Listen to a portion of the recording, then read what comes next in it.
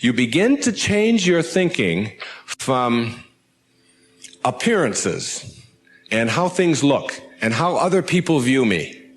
Okay?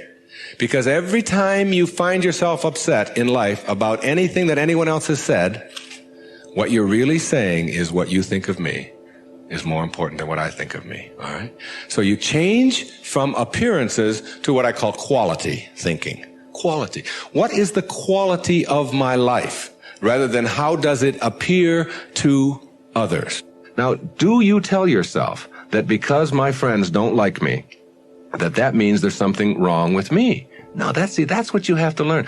That another person's opinion is just that. It's their opinion, and that's all it is. Every time you are upset, or your children are upset, because of what somebody else says about them, including their peers, what you are really saying in that moment, and this is really important, what you're saying is, what you think of me is more important than what I think of myself. And you must never give anybody that kind of power and control over you, because they will always have it. The funny part about approval, for those of you who really want it, now I'm here to tell you that I like approval. I enjoy it. I find it one of the most exciting things in the world. I like it when people read my books. I love it when people applaud. I like it when people tell me nice things and all. I like approval. I'm the first one to admit it. What I don't do is I don't need approval. There's a big difference between wanting approval and needing approval. When you need approval, it means you become immobilized when you don't get it, from making other people's opinions more important. Now, for those of you who say, yeah, but I want approval and I need it, and if I don't get it, and so on, then understand this. The people who get the most approval in life are the ones who care the least about it. And the ones who get the least approval are the ones who are always going after it. So if you want approval in this paradoxical way that I'm talking about it, stop needing it. Stop concerning yourself about it. Ask yourself, who gets the most approval in life? Think of the person that gets the most approval, and you'll see that that person couldn't care less what other people are thinking. They're so busy being, they don't have time to notice what their neighbors are doing. Thoreau said this. He said, if you advance confidently in the direction of your own dreams and endeavor to live the life which you have imagined, you will meet with a success unexpected in common hours. What that means is that success is not something that you can get in life. Success is an inner process. Success is something that you bring to everything you do in your life. It isn't something you get out of what you do. And when you get that, and you learn how to get the junk out, and advance confidently, doing what makes the most amount of sense to you based on your inner signals and the one issue of morality, which is you never interfere with anybody else's right to do the same.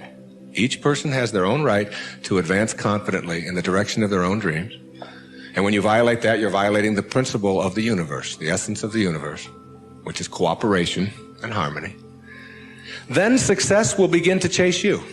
And it will come into your life and arrive in your life in amounts that you never dreamt of before. That you never dreamt of. Things will start happening to you that you would never imagine before. I'm working on a book right now that's going to be called You'll See It When You Believe It. And when you start believing in some of these principles, you'll start seeing things that you were blind to for so long. When you were back here in the 2 and the 3 and the 4 and the 5, when you were moving away from yourself, as long as you're moving back towards your universal essence, your harmony with yourself, your cooperation with the rest, things will start happening in ways that you never dreamt of. Jung called it synchronicity. And it's a term that we use to explain how unexplainable coincidences sort of happen in our life. And how come these things happen? I'm going to share a couple of those with you before we leave. The quality versus appearance in your life means that you get that inner candle flame working in a way that gives you quality, independent of what other people think of you. Maslow, in defining self-actualizing, no-limit people, said they are independent of the good opinion of other people. of the good opinion of other people, independent of it.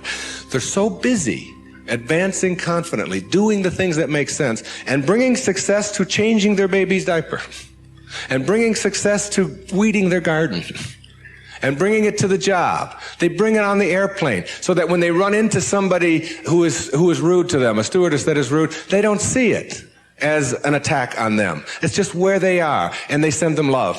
Help them a little bit, you know? They're kind. When somebody wants to get in on the freeway, and they're one old temptation when they were on the 1 to the 6 side was to say, oh yeah, nobody's getting in front of me, I'm getting there first. It's like, they slow down a little bit. They don't have all that type A stuff of having to beat somebody else and having to defeat somebody. It's a new way of being. It's a way of quality where your harmony allows you to cooperate, and you are a part of what this whole thing is about. New way of being, quality rather than appearances. Another new way of being, very important. Living your life on ethics rather than rules. Ethics rather than rules. All these rules, all these ways of having to do things, somebody else dictates to them. Do you know that some of the most immoral acts in the world have been perpetrated in the name of the rules? These are the laws. What do you think Nazi Germany was all about? Everybody doing all these horrible things to other people. I'm only doing my job was the defense we all heard at Nuremberg. I was just doing my job. If it's an immoral rule, it's immoral to obey it. And self-actualizing people, as Maslow tells us, have rules inside of them that they could never obey, never disobey, ever. And they have to do with ethics, how you treat people. How do you think we get to where we are now? You know who Rosa Parks was? The woman in the South, the black woman in the South who said, not today, I'm not going to the back today. No way. I know what the rules are. The rules were all over the place. If you needed a reminder, there were signs every place. Colored in the back, white in the front. And she said, no, I'm sitting here. And that made all the difference. Ethics, not rules. When your children start disobeying rules that need to be disobeyed, don't be surprised. When I was in the service, they had a policy on Guam, where I was stationed, which would not allow the Guamanian civilians to shop in the PXs and the Navy exchanges. But they did allow all other civilians to shop in the Navy exchanges and PXs. But if you were Guamanian, that is, if your skin was dark and your eyes were shaped a little different, then you couldn't. A clear, outright violation. I was a serviceman. I was in the Navy. I was a communications cryptographer. They had a newspaper in the Guam Daily News, and it said, an invitation to speak your mind. There was a letter writing contest. And they offered $75 to the first prize winner. $75. This was 1961. That was a fortune to me. That was a month's pay in the Navy at that time, almost. So I entered the contest, and I knew I would win it. I had already written a novel at that time. A whole novel I had written while I was on Guam. I knew it wasn't going to be a contest. I felt sorry for the other people entering it. I knew I was going to win this. Unfortunately, I didn't realize that when you're in the service and you have an opinion and you don't submit it to the chain of command, that you can be court-martialed for that. So the headlines on next week's Guam Daily News were, U.S. sailor assails policy of discrimination. Big, hot stuff, all right?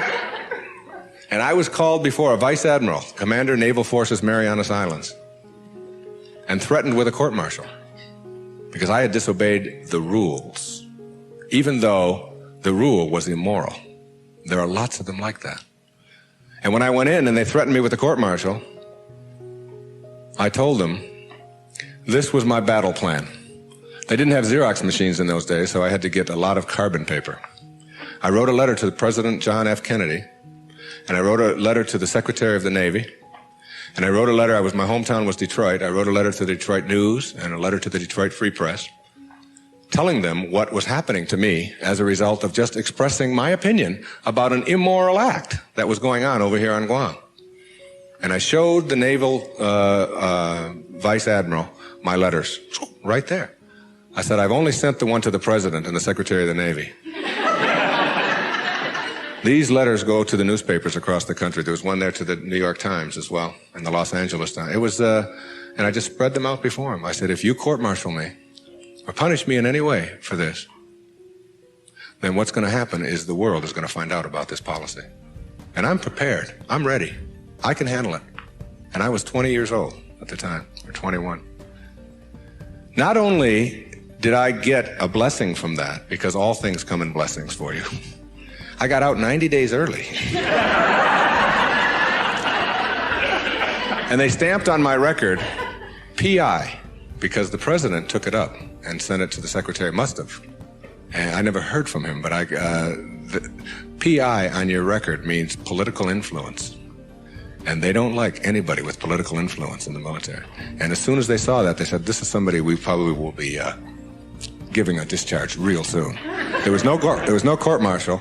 And in September of 1962, a brand new policy was initiated on Guam, which allowed any civilian to shop in the Navy exchanges.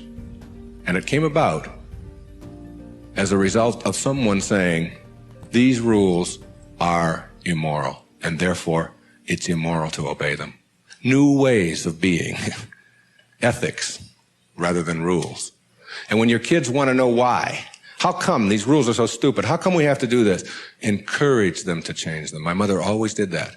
She would have to help me get out of the messes that I got myself into, because I did it in my impetuous youth. I would just, when they would say to me, what's more important, your job or school? I was just honest. I said, my job, of course. That's how I felt in those days. But what you do put out in the world is exactly what's coming back to you. And if you find things coming back to you that you don't like and don't understand, don't ask yourself why these things are coming to you. Ask yourself what you're doing to make them come back to you. And when you start putting the responsibility on yourself, you'll start seeing dramatic changes. Dramatic changes. A new way of being. Instead of rules, ethics. Another new way of being. Instead of looking all your life for achievements and externals, try living your life on knowledge for the sake of knowledge. Knowledge instead of achievement. For the sake of knowledge. Being in a context in which you don't have to collect a lot of merit badges. You don't have to collect a lot of awards and other people's value judgments. That you go to school or you go out into the world or you read or whatever it is you do because it makes sense to you, not because of what somebody else is going to put on a transcript or where you're going to appear in a class list. We need to help our children to understand and value the importance of knowledge for the sake of knowledge and doing things that make sense rather than taking the easy way. Knowledge rather than always trying to achieve. We're in an achievement-oriented society, which tells us that we evaluate and judge a human being based upon how many achievements he has. But most of the people who get caught up in that trap and are always in this circle of trying to get ahead, trying to always get ahead, their reward for that almost always is higher blood pressure, ulcers, early deaths, and even things like cancer, we're beginning to find out, are related to the kinds of stresses that we have. And remember, it's a perfect universe. There's no stress in it. There's only people thinking stressful thoughts. And when you put that pressure on yourself to always achieve and get ahead of the other guy, you miss what it's really all about. There's nothing wrong with goals. It's falling in love with them that's the problem. It's not being able to be flexible and alter them. If you have a goal to get here, to get $100,000 in the bank, to get to this promotion, to get 2 cars in your garage, to whatever it is that your goal is, and you're on your way to that, and you're always working at the goal, all of this stuff on your way to the goal is called striving, and that's what you learn, striving. And striving is a very low-level place to be. When you get to your goal, because all you've ever known is striving, you will just always suffer from this disease called more. You will just upgrade your goal to $200,000, 4 cars, and 2 houses, and another wife, and a younger one, and all of these kinds of things. If you have a goal and you understand that every step along the way is a present moment to enjoy and to live, then the goal won't become any obsession. I don't have any goals in my life. People ask me, where are you going to be 5 years from now? What are you going to be doing? What's next for you? I remember what Lincoln said, who to me was like the greatest person who ever sat in that White House. He said, I never had a policy.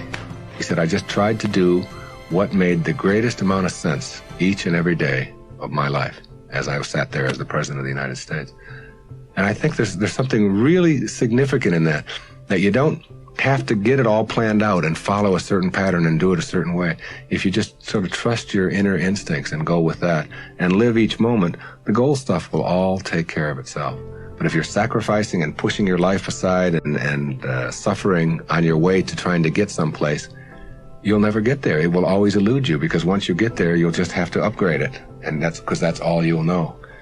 Nowness is that purest form of sanity, living in this moment and enjoying it. And all the rest of it will sort of work its way out.